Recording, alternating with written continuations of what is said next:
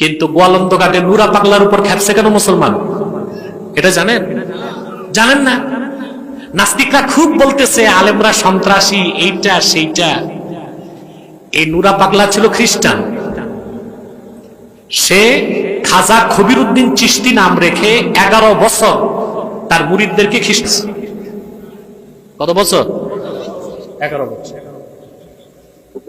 তো মানুষের একটা ক্ষোভ ছিল না? সে যদি কিন্তু মুসলিম পরিচয় দিয়ে সুফিবাদের নামে পীর সেজে ধর্ম প্রচার করেছে, এটা মুসলমান সহ্য করতে পারে না। আলেম ওলামার উপর এখন খুব নির্যাতন হচ্ছে, ওই এলাকায় কেস মামলা হচ্ছে। আমি প্রশাসনকে বলবো আর বাড়বেন না, বহুত করছেন, আর বাইবেন না। তখন কিন্তু ওই গোয়ালন্দ ঘাট এলাকার আলেম ওলামা তারা নিরীহ না, এতিম না, তাদের সাথে আব্বাসী আছে, আব্বাসীর মতো হাজার আলেম বাংলাদেশে আছে।